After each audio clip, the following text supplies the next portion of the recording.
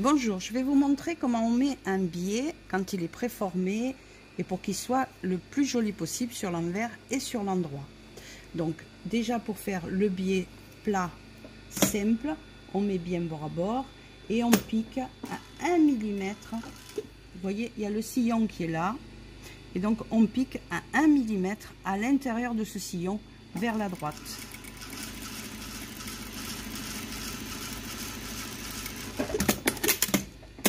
On le retourne, voilà, le sillon est là, on a piqué bien 1 mm à l'intérieur.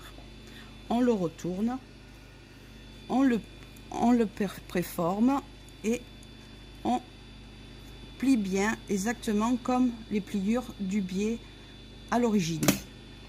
Donc on va refaire la surpiqûre.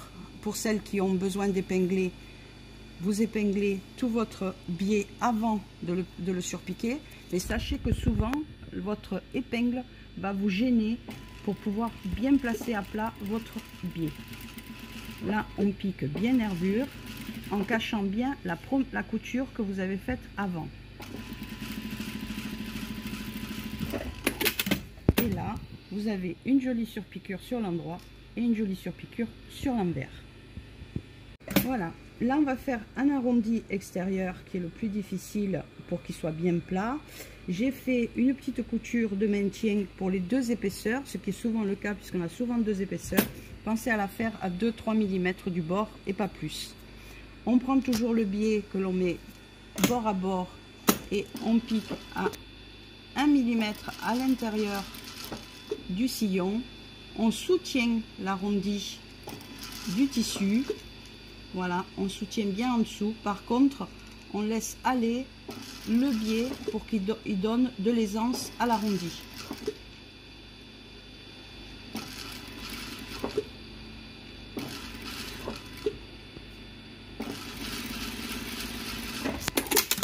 Voilà, on le pose, on le retourne sur l'endroit et on va piquer nervure en cachant la première couture que l'on a faite.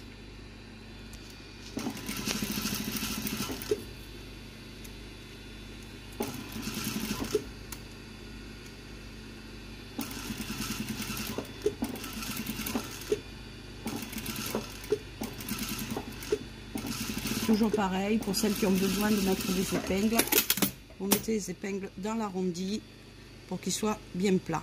Alors, pareil pour l'angle, donc on pique à 1 mm à l'intérieur du sillon et on va s'arrêter.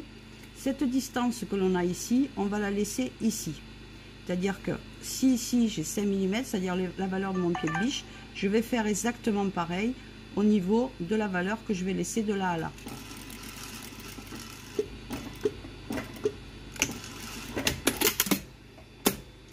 Voilà, cette valeur là, c'est la même valeur que ce que j'ai de là à là. Je vais ensuite plier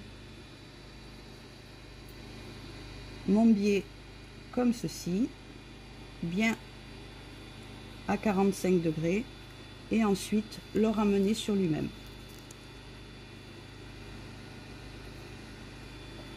Et je vais repiquer à partir du sillon, toujours pareil, 1 mm à l'intérieur du sillon.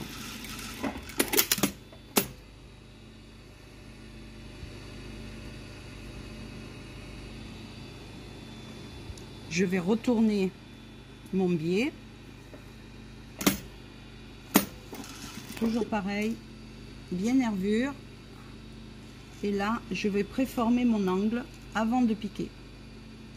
Je vais le ramener juste dans l'angle et le plier dans l'angle pour que mon angle soit joli.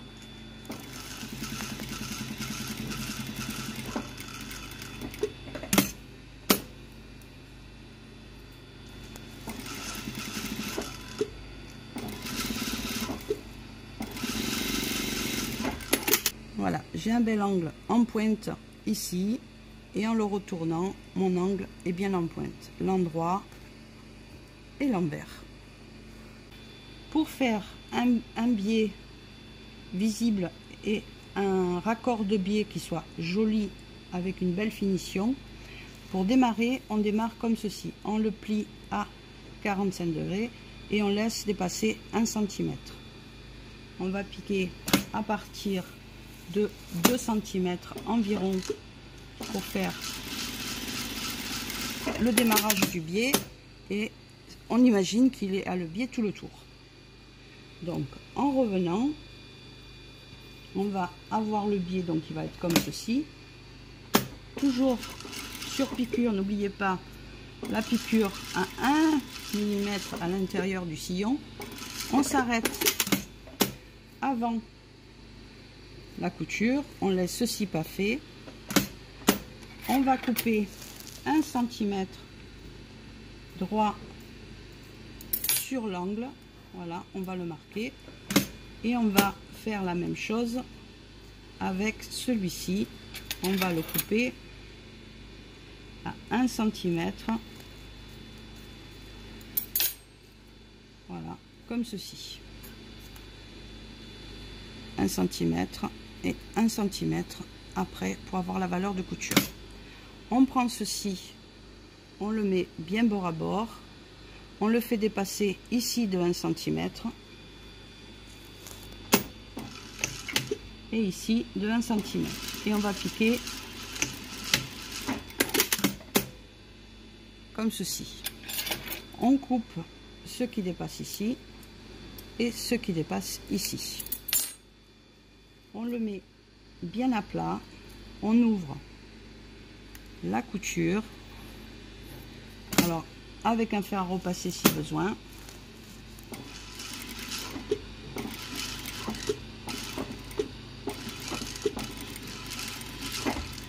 et on refait la couture qui est ici. Voilà, on retourne maintenant le biais sur l'endroit et on va faire la surpiqûre normalement, tout en cachant la première petite couture d'assemblage que l'on a faite. Et là, on a un arrêt, voilà, on a un arrêt exactement comme un biais que l'on assemble normalement.